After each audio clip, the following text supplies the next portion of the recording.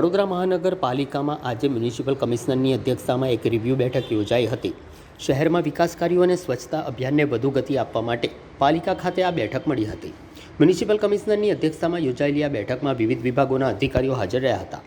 સ્વચ્છતા સંબંધિત બેઠક મળી. હાલમાં શહેરમાં ચાલી રહેલી વન ડે વન રોડ સફાઈ અભિયાન અંગે ચર્ચા કરવામાં આવી. તેની આગામી રણનીતિ નક્કી કરવામાં આવી. વધુમાં વધુ વોર્ડ સુધી સફાઈ કામગીરી પહોંચે તે દિશામાં પ્રયત્નો તેજ કરવાનો નિર્ધાર કરવામાં આવ્યો છે.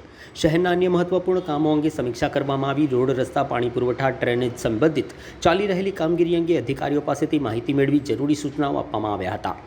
નાગરિકોને શુદ્ધ અને ચોખ્ખું પાણી મળી રહે તે માટે ખાસ ધ્યાન આપવામાં આવી રહ્યું છે. રસ્તાઓ પર પેચવર્ક દરમિયાન રસ્તો ઊંચો નીચો ન રહે તે બાબતે ખાસ તકેદારી રાખવા પણ જણાવાયું હતું. આ બેઠક દરમિયાન અગાઉના કામોની પ્રગતિ અંગે પણ સમીક્ષા કરવામાં આવી હતી અને કામગીરી સમયસર પૂર્ણ થાય તે માટે અધિકારીઓને જરૂરી માર્ગદર્શન પણ આપવામાં આવ્યું હતું. આજે મંગળવારની રિવ્યૂ મિટિંગમાં ખાસ કરીને સૌથી પહેલાં જે સિટીનો અગત્ય મુદ્દા છે સફાઈનું રિવ્યૂ કરવામાં આવ્યું. આજે તમામ સફાઈ મિત્રોની કામગીરી અને સેનિટરી ઇન્સ્પેક્ટર્સની કામગીરી ઉપર વધારે ભાર મૂકીને રિવ્યૂ કરવામાં આવ્યું છે. આપ જોઈ રહ્યા છો કે અત્યારે અમે વન ડે વન રોડની કામગીરી શરૂ કરી દેવામાં આવી છે. આવનારા દિવસોમાં 100 રોડ્સ 100 દિવસ અને પછી સેકન્ડ ફેઝમાં 100 દિવસ 100 રોડ્સની પ્લાનિંગમાં અત્યારે આ કામગીરી શરૂ કરી દેવામાં આવી છે. એટલે આમાં એક રોડ ઉપર અમે કામગીરી કરવા શરૂ કરીએ તો સ્વચ્છતા ઉપર ભારે ઇમ્પોર્ટન્સ આપવાનું, સાથે સાથે ડિવાઈડરનું ક્લિનિંગ, વચ્ચે ડિવાઈડરની વચ્ચે પ્લાન્ટેશન્સનું ક્લિનિંગ, રોડના સાથે સાથે એન્ક્રોચમેન્ટ ક્લિયરન્સ સાથે જે રોડનું ઝુંબેશ કરીએ તે એન્જિનિયરિંગ ટીમ દ્વારા પેવર બ્લોકનો રિપેરની કામગીરી, ઇલીગલ પાર્કિંગ ઉપર કામગીરી, ઇલીગલ એન્ક્રોચમેન્ટ ઉપર દબાણ હટાવવાની કામગીરી અને ખાસ કરીને આ ઝુંબેશ તરીકે આખા રોડને સાફ સફાઈ કરવા માટે આ પ્રક્રિયા શરૂ કરી દેવામાં આવી છે. અત્યારે અમે સાઉથ ઝોનથી વન ડે વન રોડમાં 8 રોડ શરૂ કરી છે. આમ વેસ્ટ ઝોનમાં 5 રોડ શરૂ કરી છે. એટલે આવનારા દિવસોમાં અત્યારે સફાઈ જ ઉપર ફોકસ છે, પણ આવનારા દિવસોમાં વન ડે વન વોર્ડમાં આખું ઝુંબેશ engineering corrections, road cleanliness, divider corrections, traffic engineering corrections, encroachment removal અને પાર્કિંગ ફ્રી એરિયાઝ કરવા માટે કામગીરી વહેલા તકે હાથ ધરવામાં આવશે.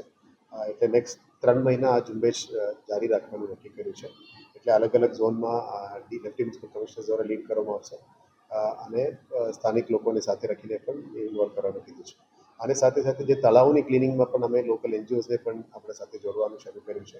એટલે જે ARC કોન્ટ્રાક્ટ તળાવની સફાઈ માટે આપ્યું છે એની સાથે સ્થાનિક વિસ્તારના સ્કૂલ્સ, કોલેજીસ, એનજીઓઝ, પર્યાવરણ પ્રેમીઓને પણ સાથે રાખીને તળાવની સફાઈ કરવાની કામગીરી પણ હાથ ધરવામાં આવશે. સાથે સાથે આવનારા દિવસોમાં વિશ્વામિત્રીની ક્લિનિંગનું કામગીરી પણ શરૂ કરવાના છે.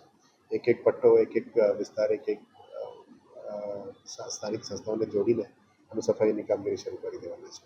સાથે સાથે આજે વેરા વસૂલાત જે આપણા માટે બહુ અગત્યનું છે. આજે જે બાકી છે એમને આજે વોર્ડ વાઇઝ વોર્ડ ઓફિસર્સ અને રેવન્યુ ઓફિસર્સની પણ રિવ્યૂ મિટિંગ રાખવામાં આવ્યું હતું. એમાં સૌથી વધારે આઉટસ્ટેન્ડિંગ વાળો બધાને થોડું વધારે કામગીરી ફાસ્ટ લઈને 31 માર્ચ સુધી મેક્સિમમ રેવન્યુ લાવવા માટે ઝુંબેશ આપવાનું કીધું છે. જે અત્યાર સુધી ઓલમોસ્ટ 60,000+ અમે નોટિસીસ ફટકારી છે અને મોટાભાગમાં જે રેઝિડેન્શિયલ અને કોમર્શિયલ જે વેરા કાયમી નથી ભરતા આમાં હજારોની સંખ્યામાં સીલ પણ મારી દેવામાં આવી છે. એક જ અપેક્ષા હતી કે આ બધા વેરા વસૂલાતની ટાઈમ પ્રોપર થઈ જાય અને વેરા વસૂલ કરી શકે એ રીતનું ઝુંબેશ શરૂ કરી દેવામાં આવ્યું છે. આ ઐતિહાસિક વખતે આ વખતે જે ઝુંબેશ ચલાવી રહ્યા છે કે હવે માર્ચ 31 સુધી 112 કરોડ રૂપિયાની કામગીરી શરૂ કરી છે. એટલે ટેક્સ રિકવરી માટે ભારે ઇમ્પોર્ટન્સ આપ્યું છે. આવનારા દિવસમાં જો આપણે કીધું સેલ ઓફ પ્લોટ્સ, વેલ્યુએશન પ્લોટ્સની દુકાનોની સેલથી પણ આવક વધારવાની માટે આજે નિર્ણય લેવામાં આવ્યો છે. સાથે સાથે જે પણ ખાતમુહૂર્ત લોકાર્પણ કામો થઈ છે બિલ્ડિંગ્સ ડિપાર્ટમેન્ટ દ્વારા અને રોડ ડિપાર્ટમેન્ટ, પાણી પુરવઠા, ડ્રેનેજ ડિપાર્ટમેન્ટ દ્વારા જે પણ કામગીરી છે એમાં ગુણવત્તાપૂર્વક કામગીરી થાય એના માટે આજે રિવ્યૂ પણ કરવામાં આવ્યું. આવનારા દિવસોમાં કન્સર્ન એન્જિનિયર્સ, ડેપ્યુટી એન્જિનિયર્સ અને એમના જે ઇજારદારને કોન્ટ્રાક્ટ આપી છે એ લોકોનું પણ રિવ્યૂ કરવાના છે, જેથી કરીને ગુણવત્તાપૂર્વક કામ થાય ફિલ્ડમાં એ ધ્યાને લઈને કરવાના છે. આજે ગ્રીવન્સ રિડર્સલ ઉપર પણ વધારે ફોકસ મૂકી રહ્યા છે કે અહીંથી જે રીતનું સફાઈમાં અમે લગભગ 1000 કોલ્સ ડેલી કરી રહ્યા છે અને દરેક વોર્ડ વાઇઝ અને રોડ વાઇઝ ફીડબેક સોસાયટીઝમાંથી લઈ રહ્યા છે. હવે ગ્રીવેન્સીસમાં પણ આ ફીડબેક અત્યારે લેવાનું શરૂ કરીશું. Maximum grievances drainage, water supply, street light સફાઈનું કમ્પ્લેન્સ છે. Ward wise, zone wise, DMC wise પણ એમને માહિતી આપી છે.